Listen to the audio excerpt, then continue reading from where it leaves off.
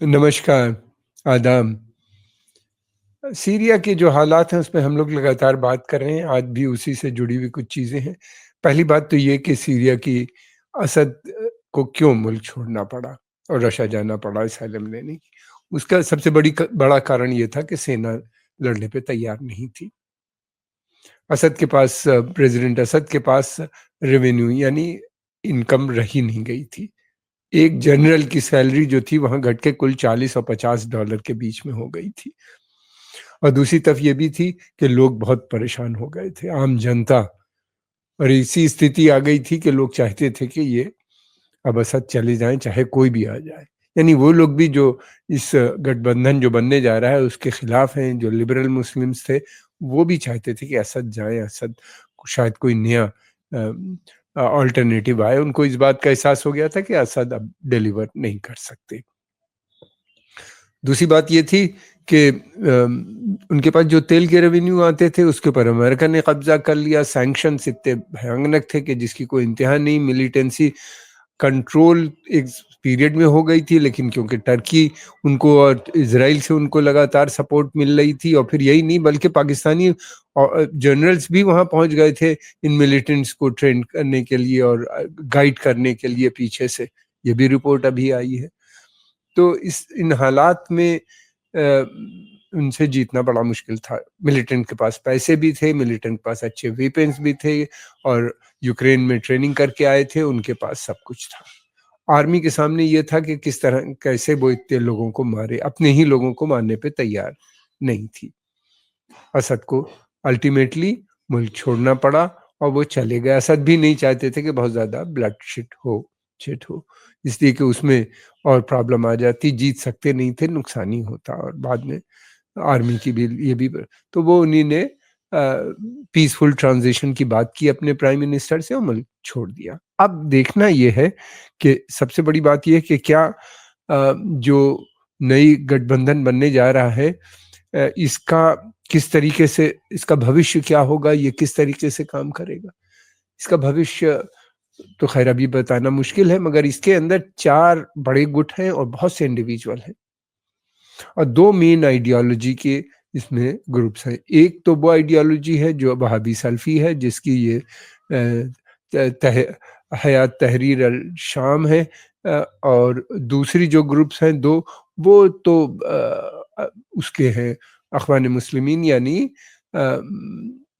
मुस्लिम brotherhood, जो कि हमस, जिससे दोनों का बहुत क्लैश है एक दूसरे से, और दोनों का कंपटीशन होगा गेन करने के लिए, सत्ता को हासिल करने के लिए। ये स्थिति बनी रहेगी, तो इसमें डर इस बात का है कि कहीं आपस में झगड़े ना हो जाए, इसलिए कि हमने पहले देखा है इस तरह की। असद को हराना तो इन लोग के लिए आसान हो गया था क्योंकि सभी चाहते थे और वो सब जुड़ गए। लेकिन सीरिया में अधिकतर लोग अभी भी जो है वो मॉडरेट हैं, लिबरल इस्लाम के हैं। वो असद को बहुत दिनों से टॉलरेट कर रहे थे। वो चाहते थे कि वो ये चाहते थे कि ये गवर्नमेंट तो जाए और मगर डेमोक्रेसी आए, मगर वो ये नहीं चाहते थे कि ये आतंकवादी संगठन या इस किस्म के मिलिटेंट ग्रुप्स वहाँ पे, मगर वो ये नहीं चाहते थे कि इस किस्म के ग्रुप सत्ता में आए और मुल्क और पीछे पिछड़ जाए। तो ये एक उनके सामने बड़ी मुसीबत है। तो इसलिए लोगों को ये लगता है कि इनके लिए चलाना मुश्किल होगा। ऐसी स्थिति में होगा क्या कि सीरिया का विभाजन, और फिर उसके बाद ये कि बड़ी ताकतें या नेबरिंग ताकतें, एक तरफ टर्की है तो इजराइल है, और जो है उनका डोमिनेशन वहाँ पे रहेगा। एक तरफ अमेरिका तो ऑलरेडी है, फिर ये भी डर है कि ये यहाँ से आतंकवाद जो है इराक में आने का डर है। डर क्या है, ये इराक में तो पहले से प्लान था, लगता था कि ये इराक में ज़रूर जाएगा, इसलिए कि अमेरिका इजराइल दोनों की पॉलिसी ये है कि इराकी गवर्नमेंट जो है वो बहुत ज़्यादा फ्रेंडली उनकी तरफ नहीं है, और वहाँ के ऊपर ईरानियन इन्फ्लुएंस बहुत ज़्यादा है, और उसको वो चाहते हैं कि वहाँ के ऊपर अमेरिकन गवर्नमेंट, प्रो अमेरिकन और प्रो वेस्ट गवर्नमेंट रादर वहाँ पे आ जाए। तो इसलिए ये मूवमेंट यहाँ पे रुकेगा नहीं, ये आगे बढ़ेगा। जैसे पहले हुआ था कि इराक सीरिया में इस्लामिक स्टेट का गठन हुआ था, उस तरह की कोशिश तो ज़रूर होगी इस्लामिक गवर्नमेंट की, लेकिन उतनी उस प्रकार का नहीं होगा, खिलाफत टाइप का नहीं होगा। ये जो इस समय लीडर हैं हयात तहरीर अल शाम के, ये बात तो कर रहे हैं कि हम माइनॉरिटी को भी साथ लेके चलेंगे, हम किसी के खिलाफ नहीं हैं, हम लोग सबको इस सैकड़ों साल से आपस में मिलजुल के रहते हैं। बड़ी अच्छी बातें इन्हीं ने की है। मगर इस तरह की बातें हमने देखा था कि तालिबान ने भी की थी जब वो वहाँ पे सत्ता में आए थे, और लेकिन बाद में हुआ यही कि उनका इस्लामिक एजेंडा था।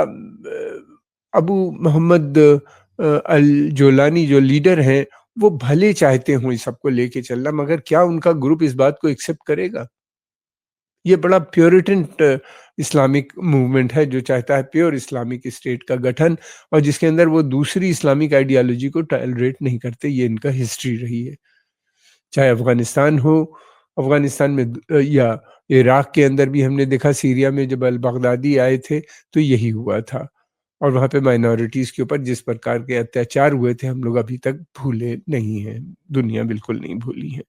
अब अ, क्या होगा ये तो समय बताएगा, लेकिन ये ज़रूर है कि हालात सीरिया के बदलने वाले नहीं, इसलिए कि सीरिया की इकोनॉमिक कंडीशन इतनी ख़राब है, उनको बिलियंस ऑफ डॉलर की ज़रूरत होगी रिकंस्ट्रक्ट करने के लिए, गवर्नमेंट सैलरीज पे करने के लिए, अपनी सेना बनाने के लिए। वीपन तो बहुत वो छोड़ गए हैं असद साहब, लेकिन महज वीपन और मिलिटेंसी से काम नहीं बनेगा। क्या ये पैसा कहाँ से आएगा?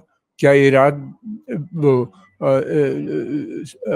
टर्की या उसके अलावा इसराइल या अमेरिकन, यही मेन एक्टर्स हैं, क्या ये इतना पैसा देंगे उनको?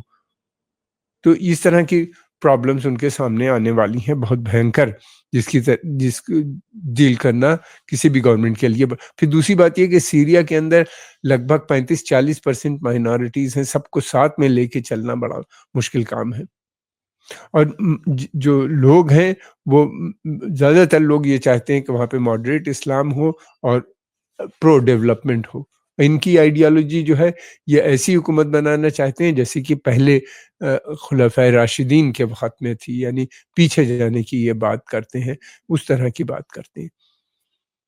अगर ये अपनी आइडियोलॉजी को नहीं माने पे चलेंगे तो इनके ग्रुप में क्राइसिस आ जाएगी, अगर आइडियोलॉजी को मानते हैं तो फिर आम जनता से डिफरेंसेस हो जाएंगे। ये एक बड़ी मुश्किल इनके सामने है। दूसरी बात ये थी कि ये जो चीज़ें हैं, न तो असद समझ पाए कि हालात क्या हैं, और ना ही ईरान और रशा ईरान को बहुत देर में एहसास हुआ कि ये सरकार नहीं लड़ सकती, और रशा ने अपना हाथ खींच लिया। रशा पहले इनको एयर कवर प्रोवाइड करता था, लेकिन बाद में रशियंस ने उसको विड्रॉ कर लिया, इनकार कर दिया। और फिर उसके बाद ईरान को भी लगा कि भाई ये तो इनके हाथ से निकल गया।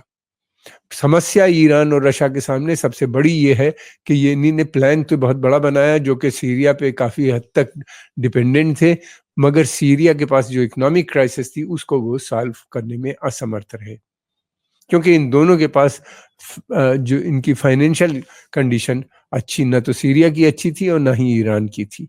और असद को ज़रूरत थी बिलियंस ऑफ डॉलर की, कम से कम 10-20 बिलियन डॉलर एनुअली अगर उनको मिलता कहीं से, जैसे अमेरिकन दे रहे हैं उनको यूक्रेन को लड़ने के लिए, तो ज़रूर इनकी आर्मी बनी रहती और ये स्थिति न होती। हम आपके आभारी हैं, आपने समय निकाल के देखा।